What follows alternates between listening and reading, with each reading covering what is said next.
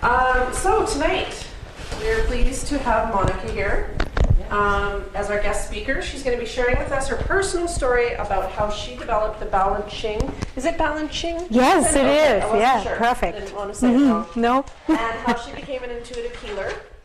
She's going to be giving us some examples and case studies about how she was able to help her clients, and then I think she's also going to go through a couple exercises with us as well. Yeah. Yeah, perfect. Thank Yes. you.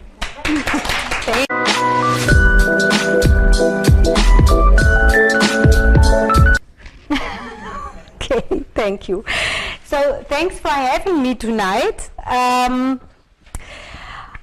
would like to do something in the end where we stand in a healing circle, one after another, and perhaps we can stand in a circle around. So if you could, I have some sticky notes here, if you could just write down something, a healing word, a loving word, a loving sentence, whatever can help another person or yourself to heal.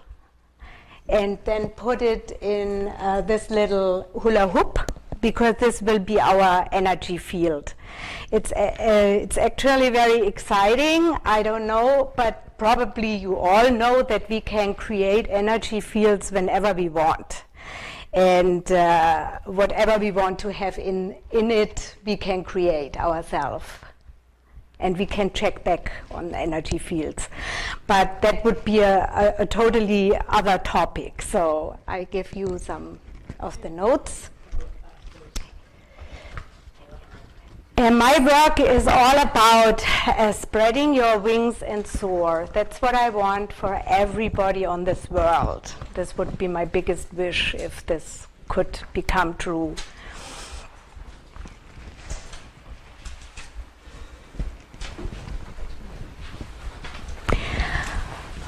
When I was around, my 20-ish, and you would have said to me what's broken can be mended, I would have said, no way, no way.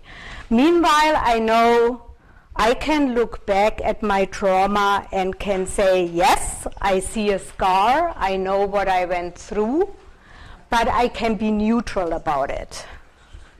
And the Balanching method I developed over 20 years now, and I'm still refining. With each client who comes to my practice, I'm refining my techniques and my skills and everything. And the Balanching method is very, very fast. I usually have never a client more than 6 sessions. And I have a testimonial here from a client who was with me 3 sessions. So how have you been all the time? Good. Yes, it's really good. Lots of like I've just been very aware of like anything that comes up into my awareness or consciousness, and kind of working on it, and then like it's just through kind of thing. So it's been kind of neat. Nice. And I've been using lots of the tools, like the tapping, and I tap all the time. And if I'm feeling good, then it's usually like that really great affirmation tapping that you have in your book. I love that. Like I'll play like my Tibetan bowl music and tap to that when my littlest is having her nap, and it's just so awesome. Wow. I use the Ho'oponopono a lot. Wonderful. So I'm just been like really putting all these things I've collected from you and just like my own work, and I'm like really using it. And it's been helping like a lot. It's been awesome. And what else have I been doing? I cut back on my medication for anxiety. I'm halfway off of it, and it's been great. So I can feel myself starting to come alive, and so that's been really neat. If I'm feeling really tired and frazzled by the kids, I'll take like 2 minutes, go to my room and do a quick okay, it's okay, you're feeling, using that tapping technique too, just to really, okay, it's okay that you feel like that, and So that's been really good. Yeah, so all the little tools is just working and implementing them. So it's been neat. I forgot to tell you, I meant to tell you how much my relationship with Macy, my daughter, when we cut the cords there with the last session, our relationship has changed. It's so much better. Oh, how wonderful. Oh yeah, it's like I've let go of a lot of anger at her, and I don't know, it's really nice. Like, I really see her for who she is, this special little person.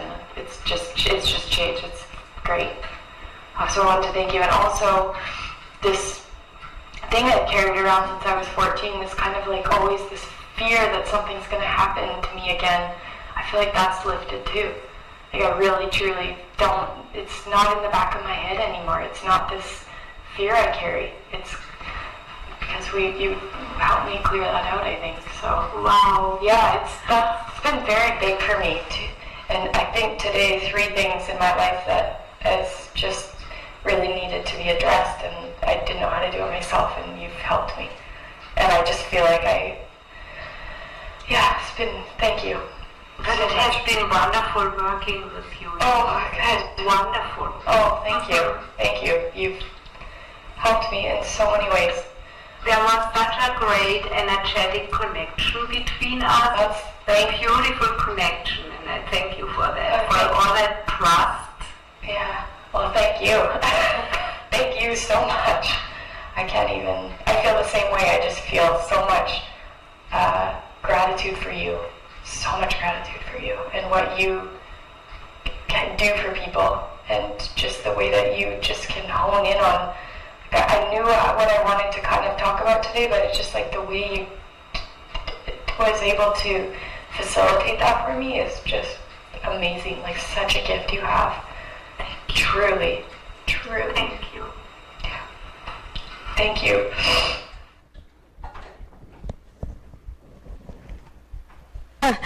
I'm very, very grateful for this testimonial. I mean, it's sometimes hard when you have to speak it into a microphone, so I'm very grateful for her that she did this with me. As I said, so the Balanching method is very fast. The focus is on releasing traumatic emotions.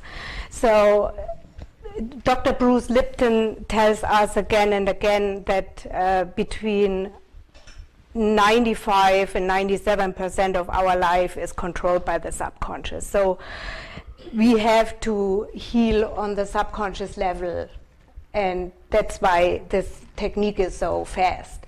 And but I cannot explain the Balanching method really, because there is a lot of unknown behind it. I get guidance and I cannot explain. Sometimes it is really very, well, for me it's not weird anymore because I just know that there is guidance, but for other people sometimes it's very weird. I always plan my sessions, so I have this black folder and I plan my session. And okay.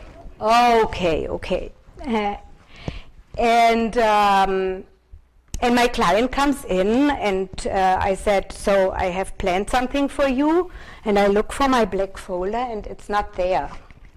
And she looks for the black folder and it's not there.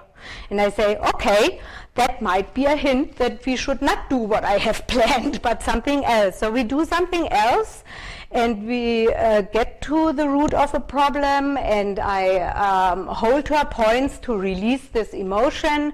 And sometimes when I hold certain acupuncture points on the head, you can feel a subtle movement, and then it's released, or something happens that tells me and sometimes also the client that the emotion is released.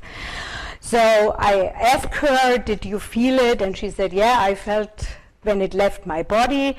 And then she says, over there is your folder. Those are the little things. Therefore, it's really hard to explain what I'm doing. I am, in a way, guided. For me, emotional release is the same as forgiveness. Many people see forgiveness like, okay, I have been sexually abused. Now when I forgive this person, I have to love this person. It's not like this. You don't have to love this person for what she did. It was wrong. Forgiveness is just unlinking all those, or disconnecting all those emotions that come with it. We disconnect the emotion. So when I think about my trauma in the childhood, I'm not getting like this anymore. I don't tear up anymore. And I can think of my parents in a different way, I must admit as well. So before the emotional release, I said my life is ruined because of my parents. I was in this typical victim mentality. And after the emotional release, I can say my parents both were wonderful people. They had their talents. I inherited some amazing talents. I can make videos. I'm good at photography. That's all from my father. I am totally connected to nature. That's my mom's side. My mom always was interested in native cultures, in tribal things.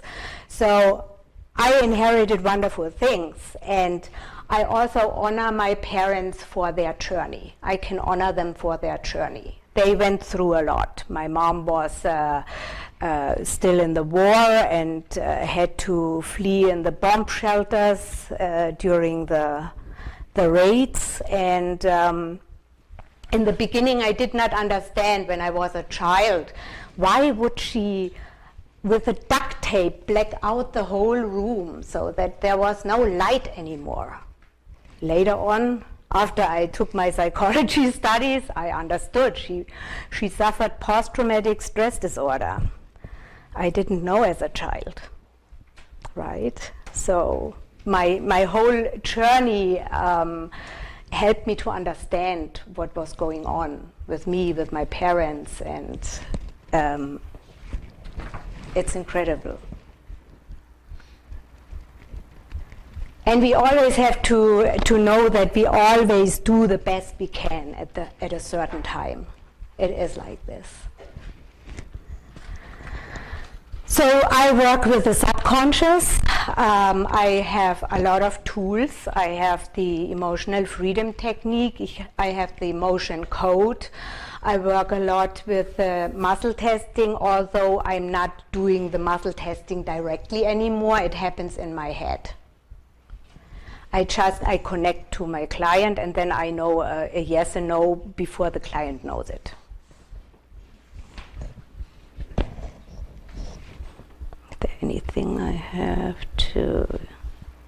Okay, case studies. Of course, I shouldn't forget about those, right? So I had a client, and she wanted to lose weight, and she had tried several techniques over many years, and it was always this losing a little bit, gaining a little bit again. What I did with her was the family constellation. We hear about it a little bit later, but it is a big part of my sessions. I always do family constellations. So she put on or perhaps I should explain it. I should shortly explain it, otherwise perhaps you don't know what it is about. Who doesn't know family constellation? Okay.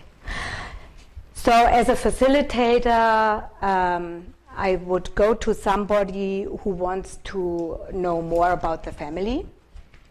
And I would say, please put somebody in the middle of our circle for yourself, for your father, for your mother, and for your siblings. And then you would ask the group, you would say, would you please be me in this constellation? And then I would take you on the shoulders, and not I, the client would take you on the shoulders and lead you somewhere in the room, in the middle of the room. And then in the end, the client sits down and watches. So the first thing I always ask is if you look at the constellation, because the people are standing in a kind of a constellation to each other. When you look at the constellation, what can you see? So what she could see was that she and her siblings stood in a row behind each other. And I said, what does that mean? And then, you know, sometimes it happens intuitively that a client would put people like this, but it means something. So it came to her mind all of a sudden, and she said, oh my God, our father used to strap us once a week on the same day, all the siblings. And she said the youngest was overweight. And she was crying and she was yelling when he strapped her, and he also insulted and humiliated her because he said, you are such a fat pig, and you know. And so I said to her, okay, do your siblings are your siblings overweight? And she said yes. And I said, you know, I think it's because you all wanted to protect your little sister. So you gained weight too. And I had her say Bert Hellinger, who is the founder of the family constellation, he has healing sentences where he says, for example, I honor your fate, or you are my father, something like this. So I let her say, it's not necessary anymore that I keep this weight, because now my little sister is an adult, and now there is no strapping anymore, so I don't have to keep the weight. And from this moment on, she left weight. She lost weight. So again, subconscious, right? Another client had sore hips. She said, you know, sometimes it's fine. Sometimes when I walk, I cannot walk. So it was about walking. And I tested her. I asked her subconscious, what is the most important thing that we have to let go, and what age? And it led us to a scene when she was 9 years old, and she and her brother were waiting for the school bus, and they had a dog, and she was very close to the dog. She loved this dog. And there was a car, and the dog was hit by a car, and it limped down underneath the stairs, and she didn't know what's going on and wanted to go to the dog, and the brother took her and said, no, we have to go to school. If we are not going to school, then our parents are mad, and you have to come. So he dragged her into the bus, and when she came home later, the dog had died. So we released this in this session, the whole trauma about it, and she went home. And one day after, she called me and she said, you know, I obviously I suppressed that so much, I never talked about it with my brother. But after the release now, I was able to talk to my brother. And my brother told me he had called home from school, and my parents had done the best they could to save this dog's life, but they couldn't. So after the release, she had another release because she didn't know that her brother phoned home. And the pain was gone. So it's incredible.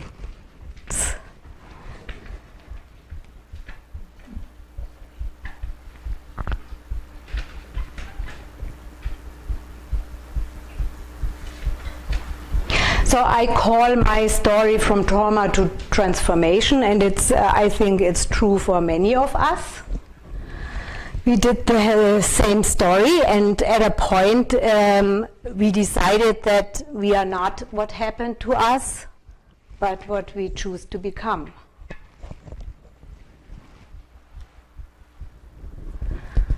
I don't speak about my trauma very often, but I think it is probably important to share because I'm asked more and more about my own personal story. And I didn't know that people are interested in my story.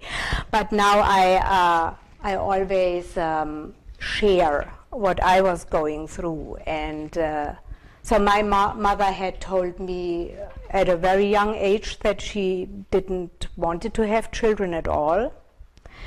And she said, oh, and if a child, then really not a daughter. She wanted a son. So I tried to behave like a son, and I played with cars and with castles and with soldiers and tried my best to become this son she wanted to have.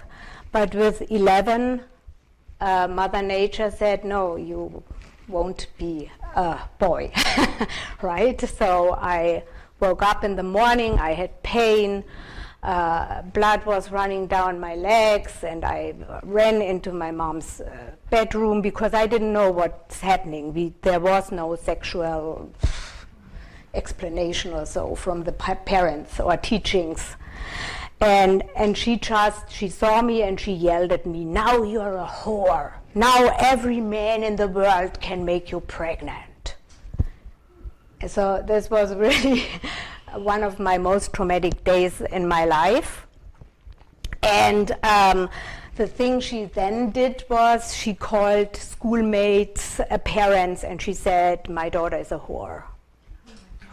So she kind of isolated me from others, which was the worst thing.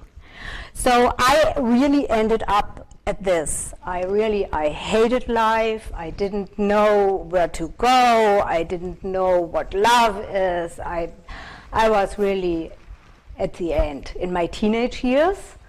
And I got deep into depression and had suicidal thoughts all the time. And I got the needle for depressions in my thigh. And my father wouldn't believe me because he said young people cannot have depressions. And then I had blackouts. And one time I even drove my car into the field and hit a post, and so my father said, what happened here? And I said, well, I had a blackout.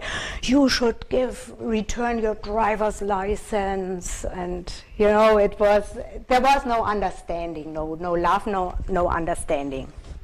And my last straw always was the era of discotheques.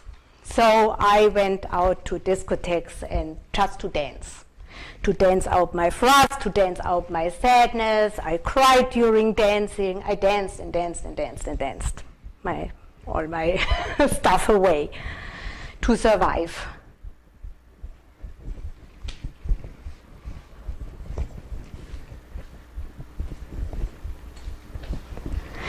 And then there came the night when the telephone rang and a doctor from a hospital told me my father had a heart attack. He fell down the stairs. He hit his head on a radiator. It was broken. He's in a coma, and they don't think he would come out of the coma again.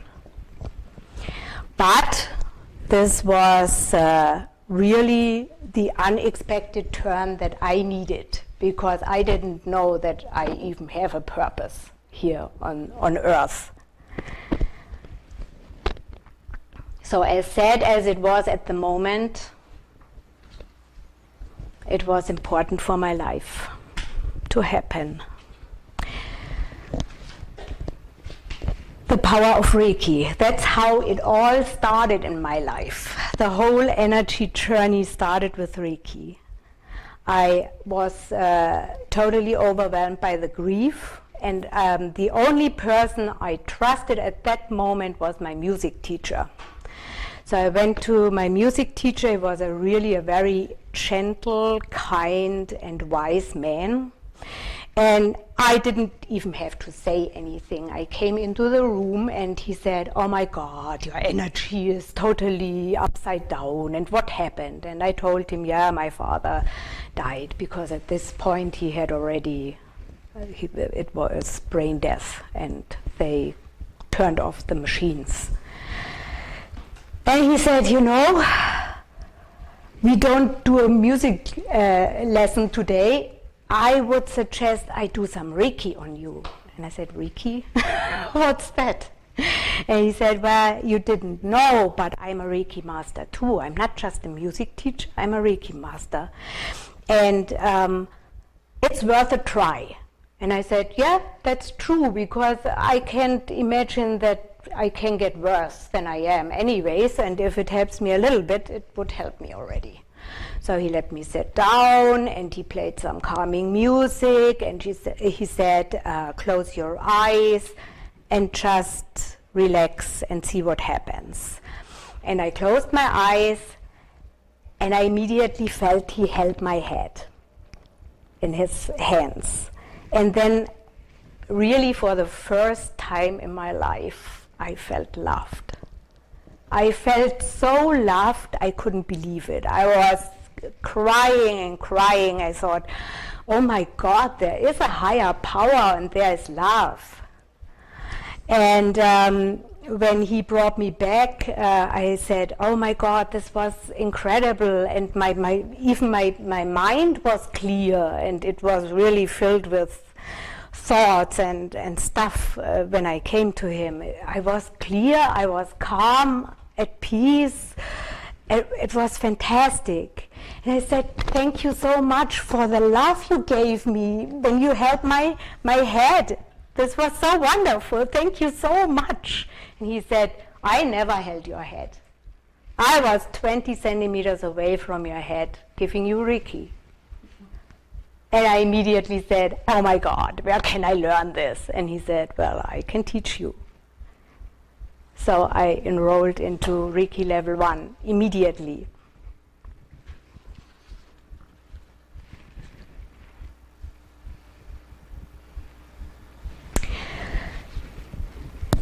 I'm often attacked by people. They say we are Roman Catholic and Reiki is evil, is devilish, is evil. It's not true. It does not have anything to do with religion. It's, for example, I once did Reiki at a resort in Manitoba, and the lady who had booked the Reiki session came into my room with crutches and could hardly walk. And she said to me, "You know, I have been diagnosed with multiple sclerosis, and I just thought Reiki would be the right thing for me right now." So I gave her the Reiki, and during the session I had this vision of a chief on a white horse on a mountain top, and he had an eagle on his arm, and he said to me, "Tell her she should reconnect to her roots. It's no use to deny your roots. It doesn't make sense, but when she reconnects to her roots, she will heal." So when my client came out of the Reiki session, I said to her, I told her what I've seen and what I've heard, and she started to cry, and she said, "Oh my God, that totally makes sense.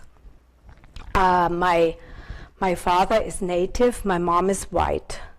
I'm living in this in-between world, between white and native. And to survive in the white man's world, I really denied my native heritage. I totally denied it." And what she did, because we stayed in contact on Facebook, she traveled to Nashville where her relatives were. She had no contact to her relatives. So she traveled there, she reconnected. She lived with her relatives for 3 or 4 years in Nashville. She she was very engaged in a literacy program for Native people, and connected to Dolly Parton, because Dolly Parton had a literacy program too. So they connected. I even have her photo with Dolly Parton, and she healed from her multiple sclerosis. And this also, I mean, it is fantastic. It's miraculous. And the testimonial here is from my friend Hildy, also a Hildegard from Manitoba. And as you can see, she was a little bit anxious too to come to a Reiki session, because she thought perhaps it does not go along with the Lutheran Evangelical Church. But she came, and she had some grief. And what connected us right in the first session was the grieving issue, because and I'm allowed to say that, her son had died with 9 years from an autoimmune disease, and she was still grieving her son. And during the Reiki session, her son appeared to me in a way, I cannot describe how, but I got this message, I'm okay, I am the light, I am one with everything. Because I asked, so how is it when you are dead? Are you meeting your aunts and your parents? And you know, when they tell us we walk into the light and then we meet our dog and he said, no, it's not like this. But we don't have to meet anybody, because we are everybody and we are nobody at the same time. He said it's an incredible feeling. It's not even a feeling, because you don't have feelings there anymore. There is nothing like happiness or jealousy, or you're just energy. So it was a beautiful, beautiful Reiki session with this experience. And when I talked to my client, he had told her exactly the same. So we connected over that, and then she came again. And the fascinating thing is, and therefore it is no religion, it doesn't have anything to do with religion. When I worked with the woman who was split between white and native, I had this image from the chief on a horse. When I worked with Hilde, I always had images from Jesus. And every time I told her about a vision with Jesus, she said, oh yeah, that's Matthew so-and-so, chapter so-and-so. And I was like, I've never read the Bible, because my upbringing was like, you go into this dark room for confession and you are evil and devilish and you are burning in hell. So I didn't want to read anything in the Bible. I was disconnected from God, totally disconnected from God. And but I had the visions. And the visions were very, very wonderful. Jesus was a wonderful, kind man in those visions. And so it helped me to reconnect to God, Jesus, the Trinity, and everything. And it helped her too, because she then enrolled in Reiki level 1.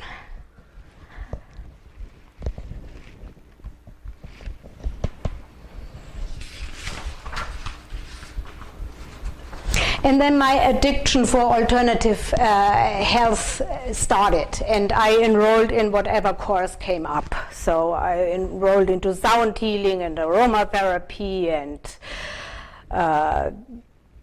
I did the raindrop technique and aroma touch, and you name it. Everything that came up in my world, I took.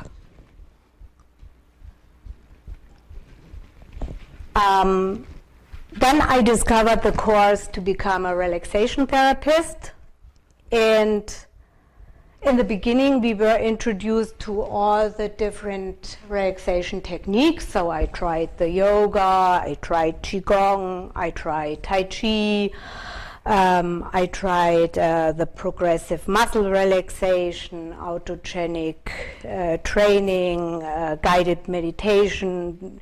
The first part of this course was trying out things, and the second part of the course was like, okay, now what do you want to focus on? And I said, I want to focus on something where I don't have to get down on the floor, where I can just go to a river, stand there and do an exercise. I don't want a sequence or a whole choreography of exercises. I want to choose. I want to be able to choose one exercise, a breathing exercise that I can do at the river, for example. So that's why I connected to Qigong. And meanwhile, my Qigong has changed a lot, because it's always I learn something and then I put my own passions in. So everything changes. It's not a classical Qigong anymore. I include walking and I include life metaphors. So I say, for example, when you walk, I say, okay, you can look down on the floor to your next step. You can look up ahead and see the big picture. So you can do a lot of metaphorical work with that. And this is the first year after, it's my 5th year here on the island, but the first year that I can work together with the RDN and offer Qigong at the RDN. And I also specialized in guided meditation, as if I knew in my head that later on I would have a look into hypnotherapy as well. I don't know, but one thing led to the other. My journey had started and it was fantastic.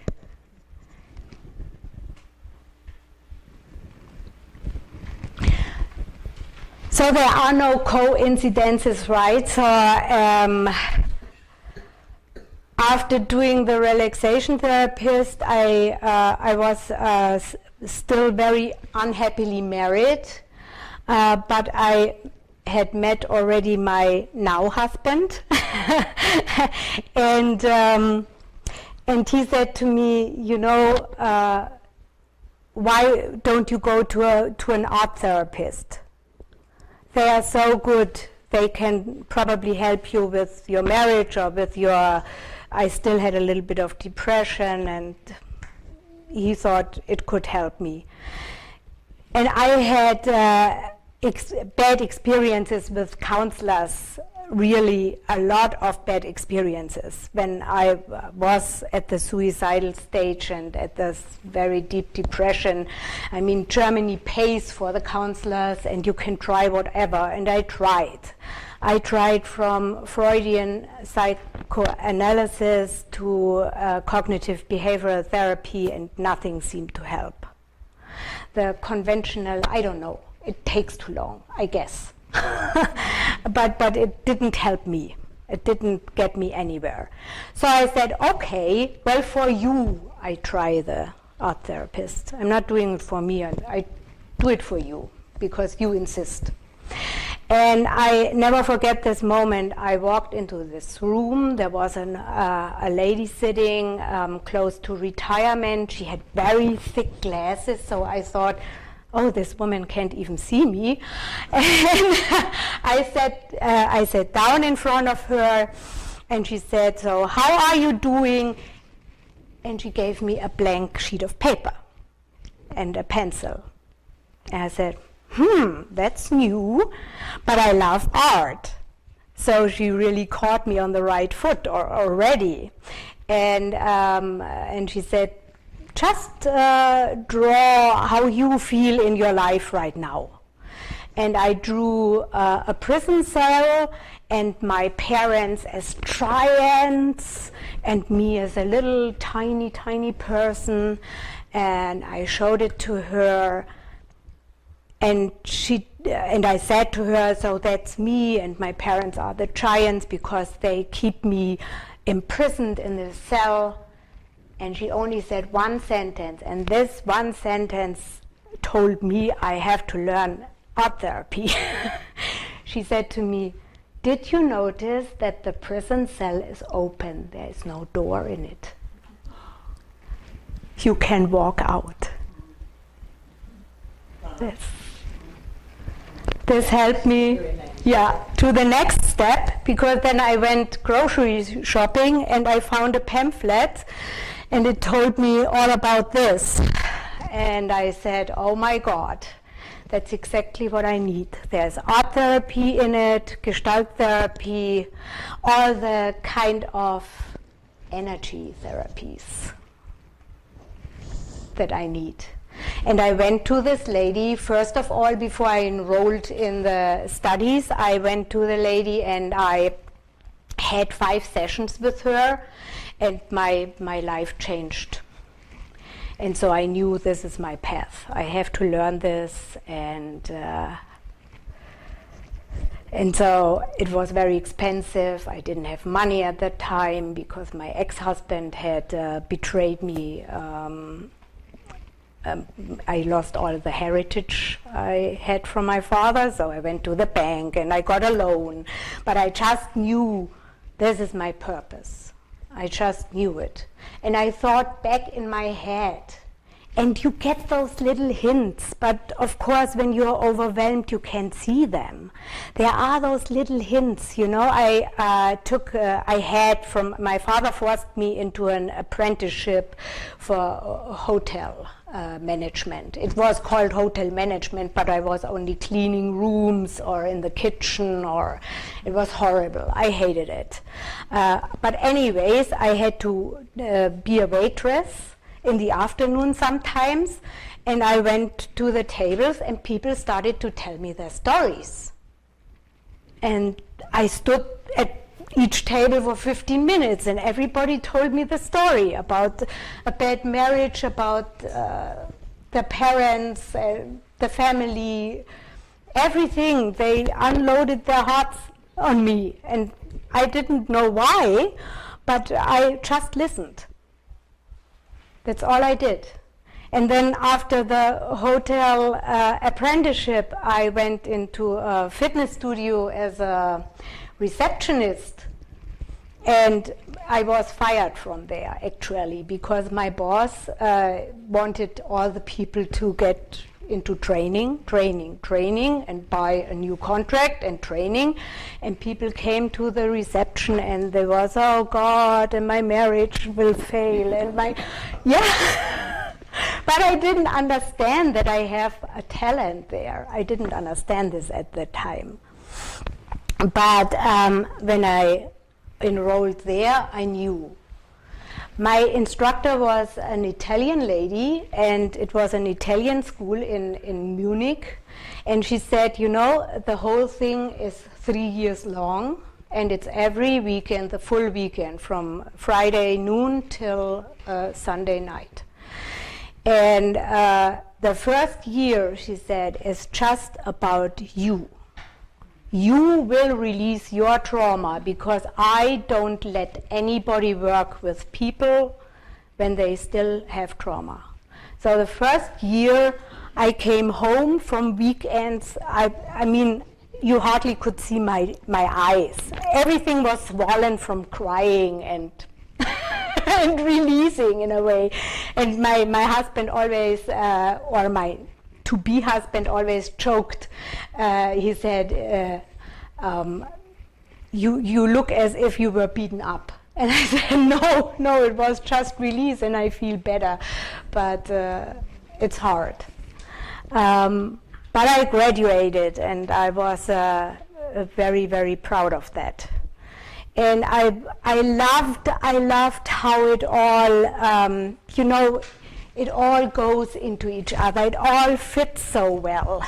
If it is the NLP or even, I love the shamanism too. I was so grateful to her to include this in my whole studies.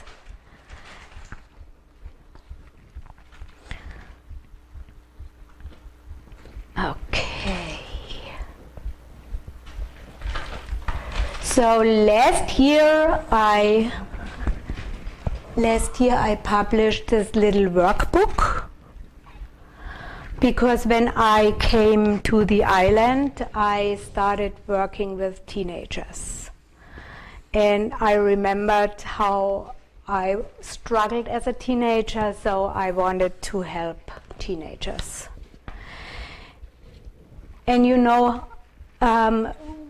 sometimes we don't want to talk. So to me, this first session with this art therapist was the door I needed to go through. I was not in the mood to talk anymore because that's what I did with cognitive behavioral and all the other counselors. And the art therapy really is facilitating the whole session so much because the young people are so talented in abstract thinking. And that's what it's also about. It's about abstract thinking. It's about the metaphors you can work with that they understand.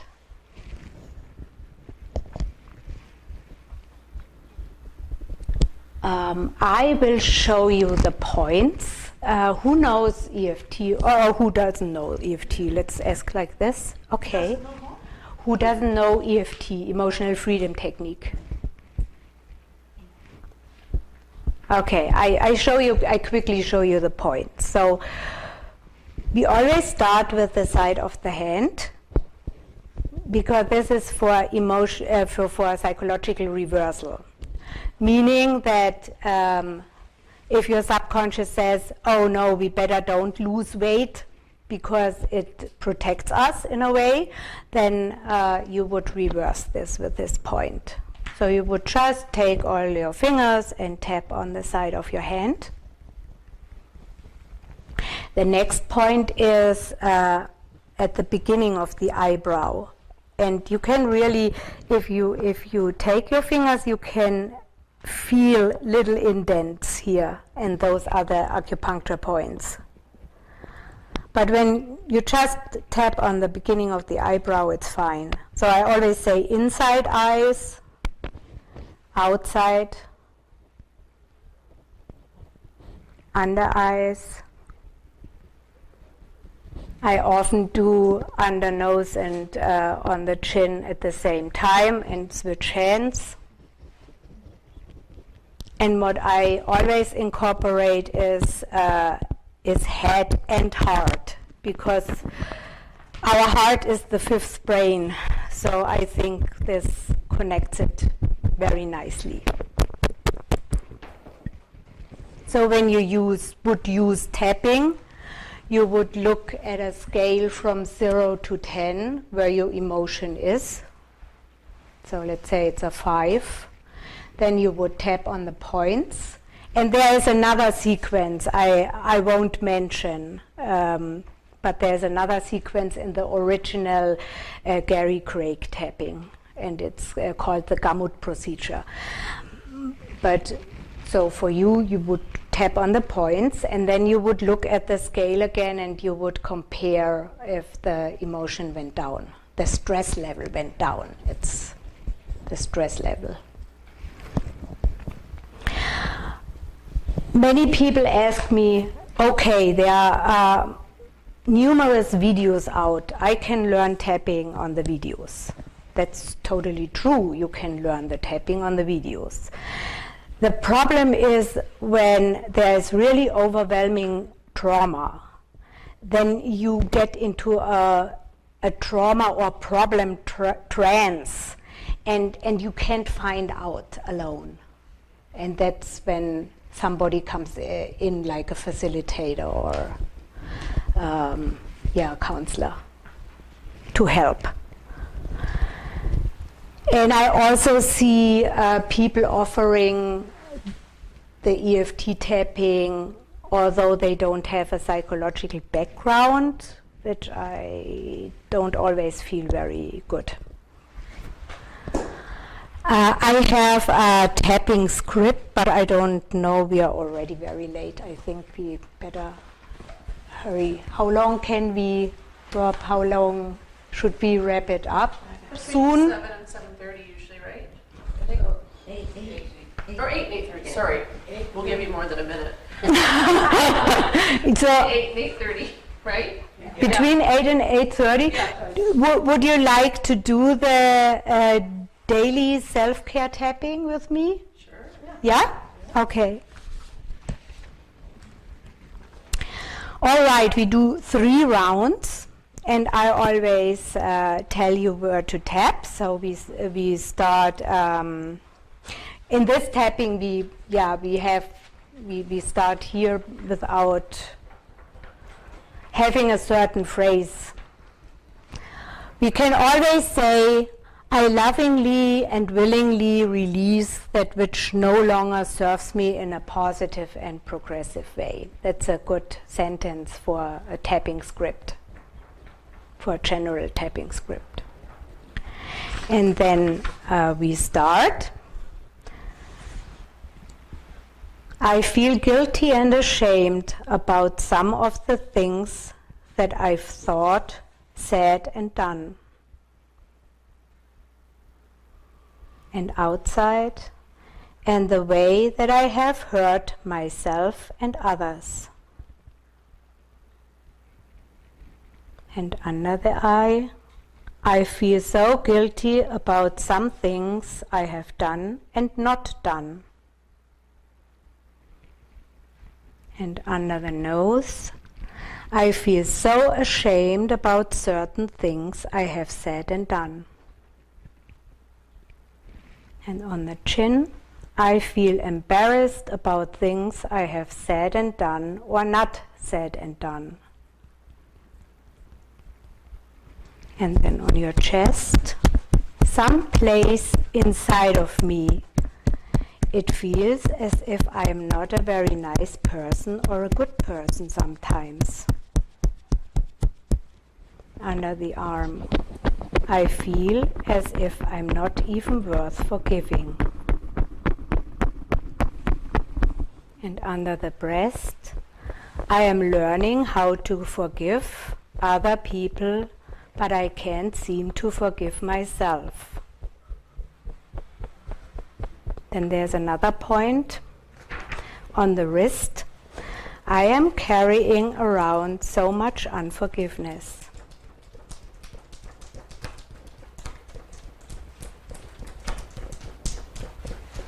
And on your head, I feel so bad about myself, but I have to forgive myself.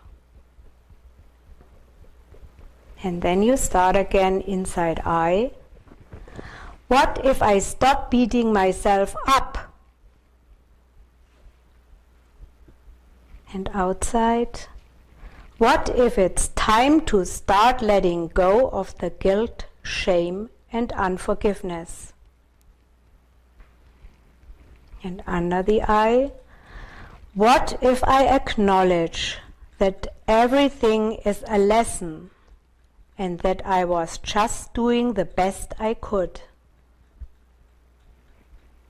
And under nose, what if I let go of the feeling that I can't forgive myself?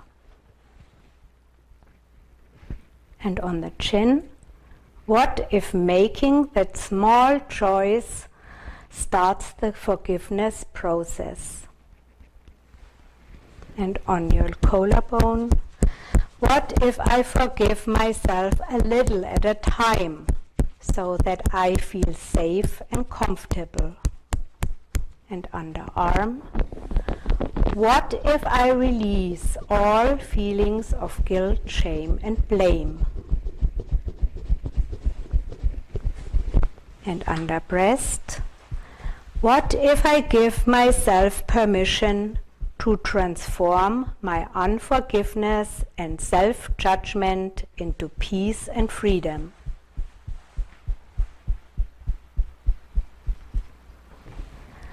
The wrist, what if nothing happens?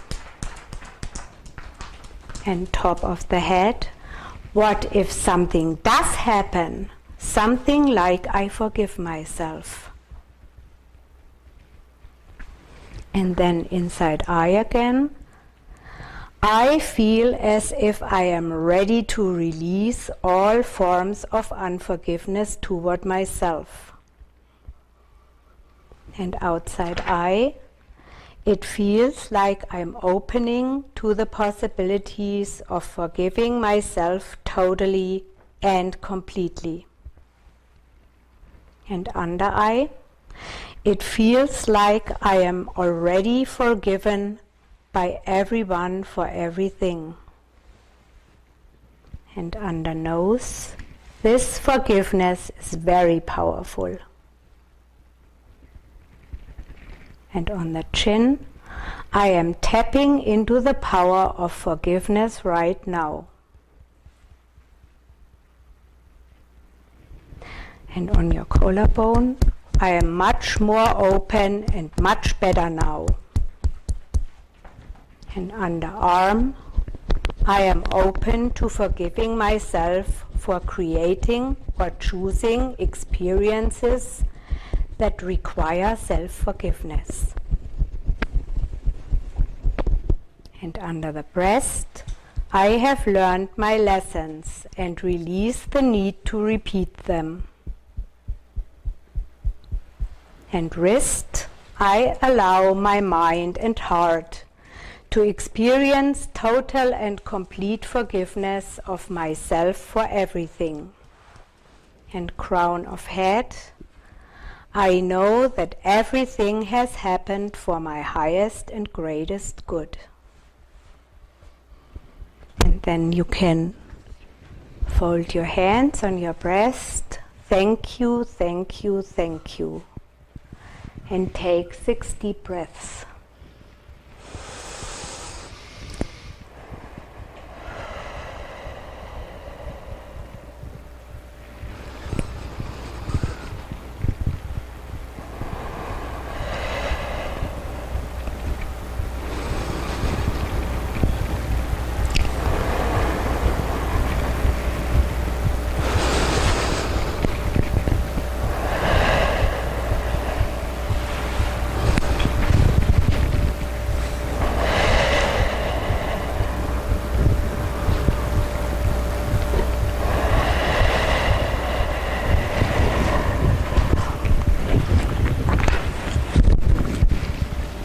How do you feel?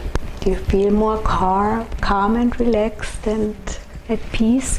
Though this is not a script I have made up, but it's from a lady who has written a lot of books and is very much into the spiritual healing, and I like her very much.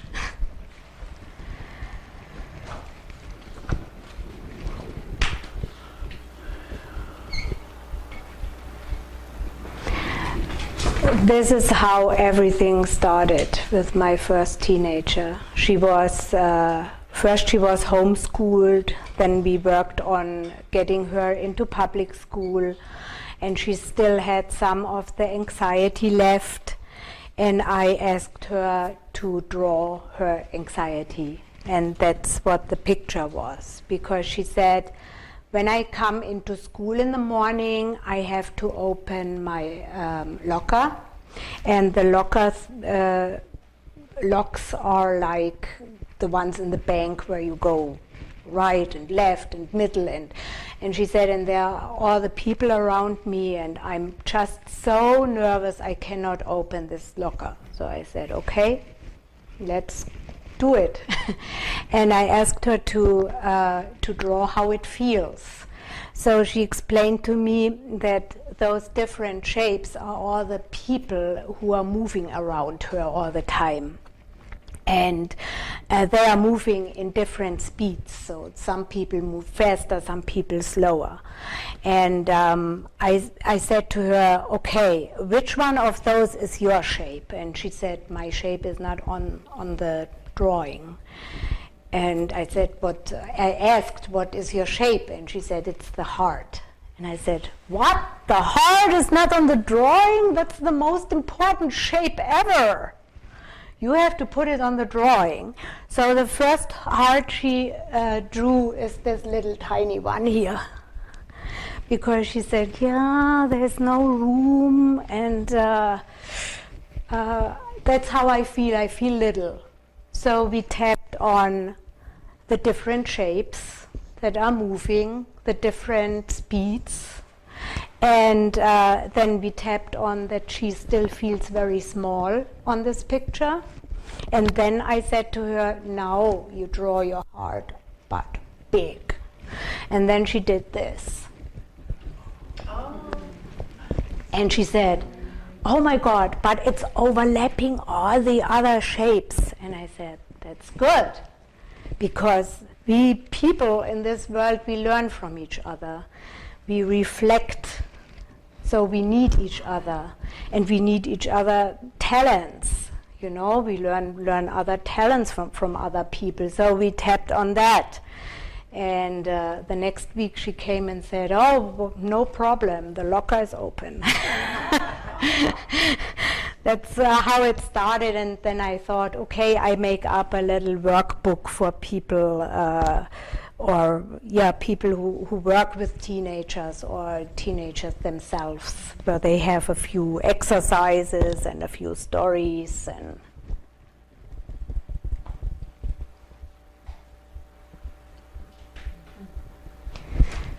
okay, the family constellation. So it's for me it is very, very, very important. I mean, meanwhile, there are researches about the DNA of how trauma is passed down, because it still sounds weird to some people. Some people say, family constellation, I wouldn't do it, it's weird.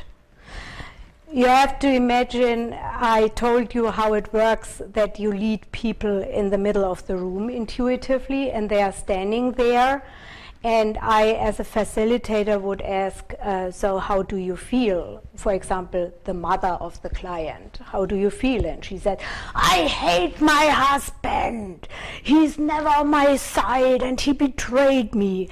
And the client who is watching would say, that's exactly what happened. My father betrayed my mother cannot forgive him. So how can it be that somebody, a stranger who doesn't know the client, get those feelings? That is for many people weird. I don't know if you ever heard about Rupert Sheldrake and the morphogenic field.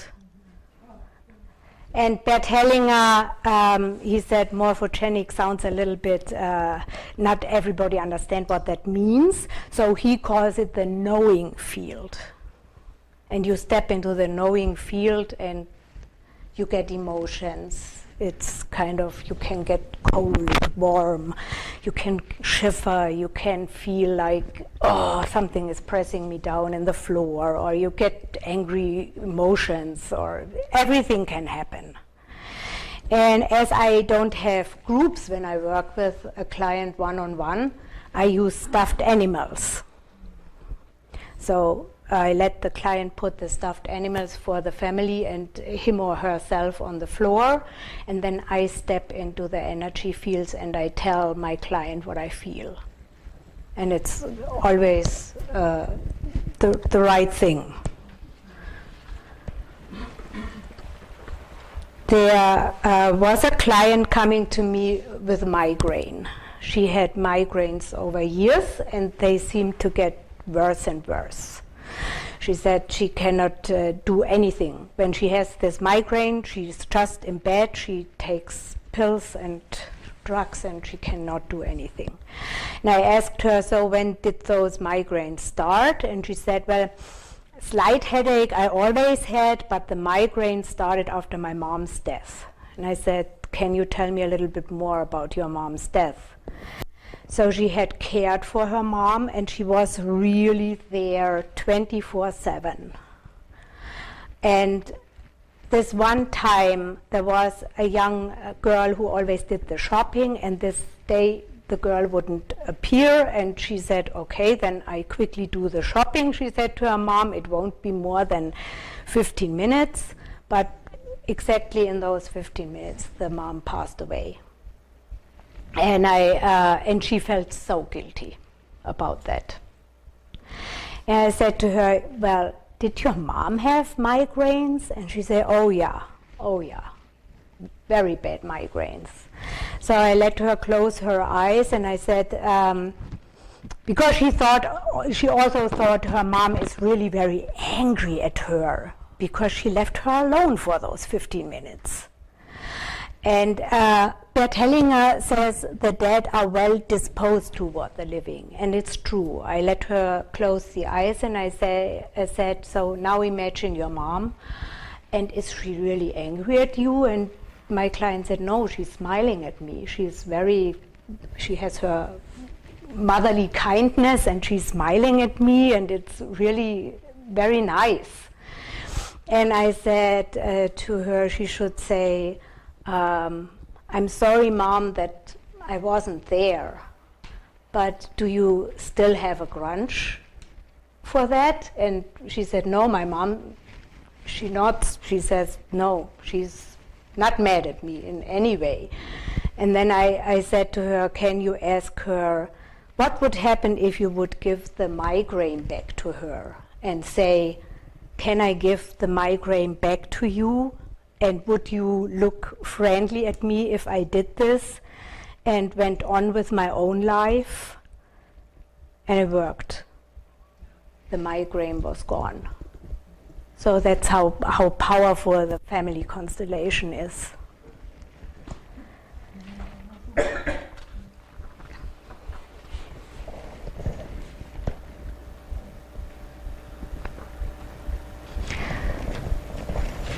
I put this slide in because one of the most important things Bert Hellinger says, we should not exclude somebody from the family. But he also says about the unconscious excluding when something causes too much pain. So when the death of a child causes too much pain because the child is not supposed to die before you, then you exclude it unconsciously because you cannot bear the pain. So it's not something you would do consciously. And therefore I put this in because sometimes it's sometimes I say to clients, put a dish on the table when you have dinner tonight and honor the child. And it also makes a difference.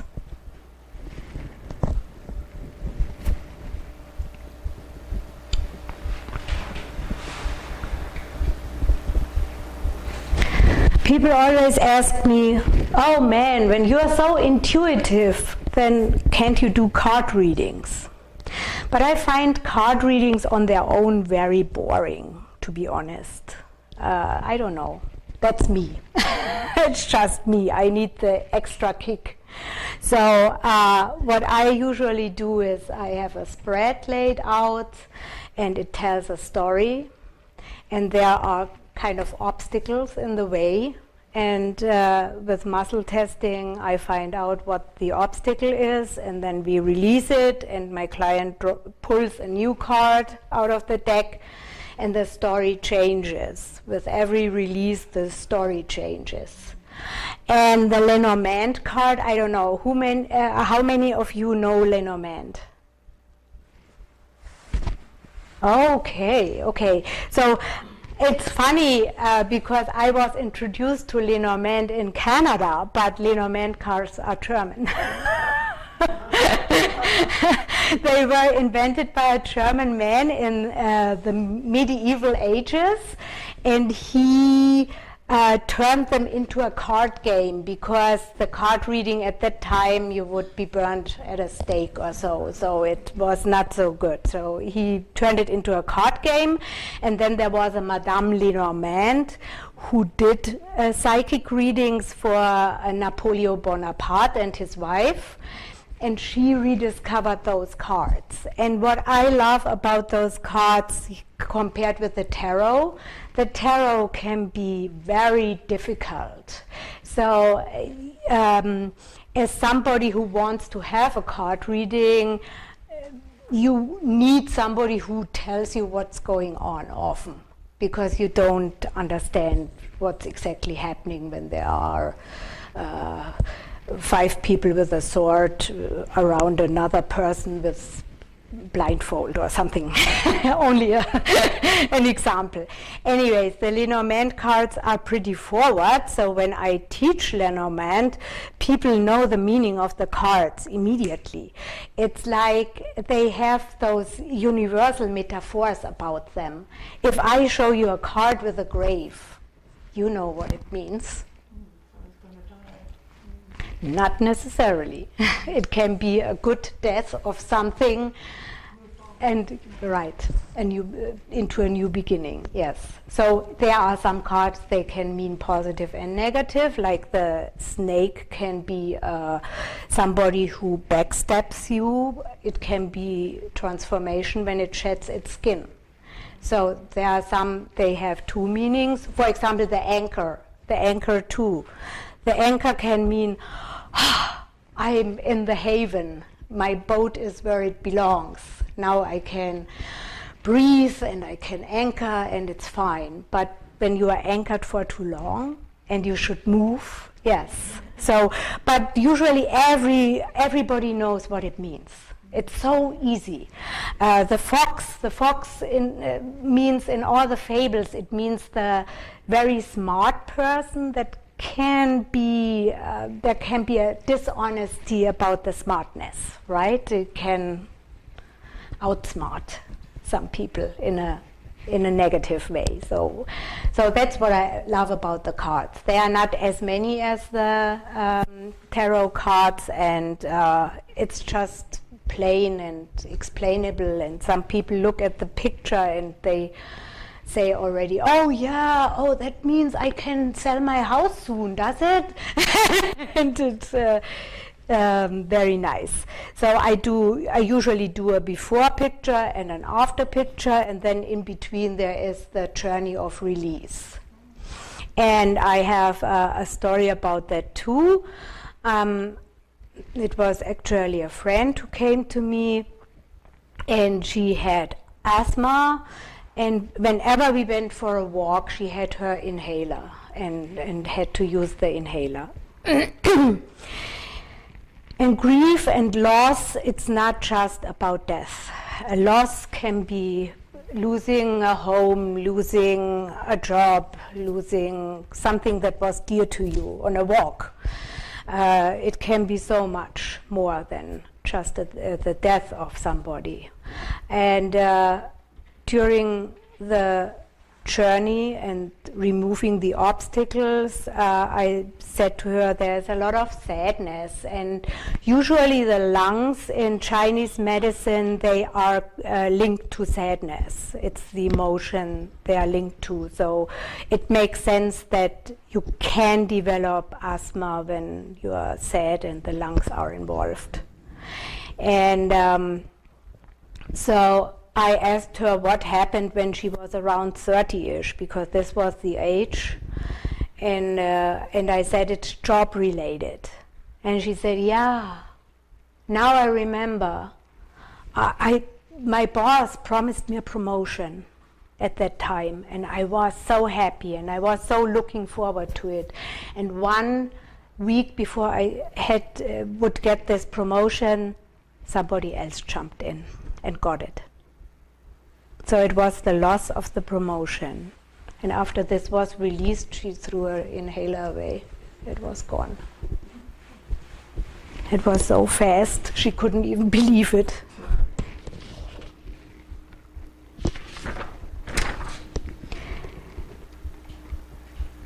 Well, and that brings me to the end in a way.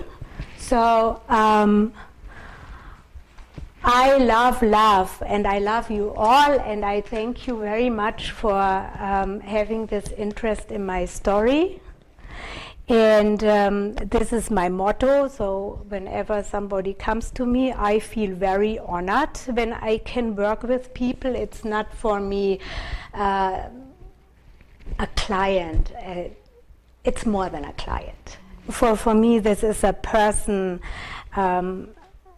who just needs my guidance a little bit, and then I can kick them out of my practice and they can go on with their life in a different way, in a more positive way.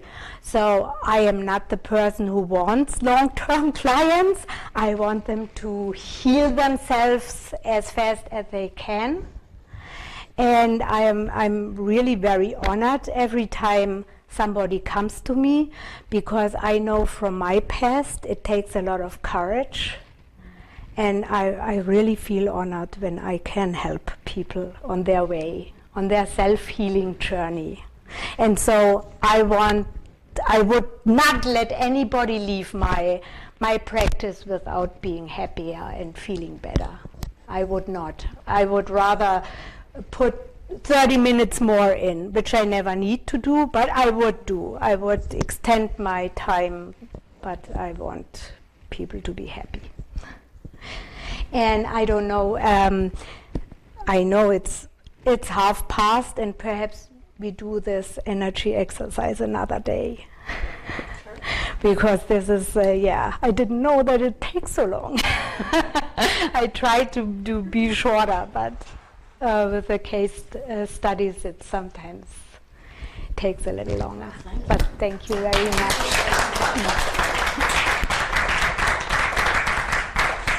Thank you, Monika. Thank you, Barbara, You're for talking welcome. to us about the Questers Canada group. And thank you for coming.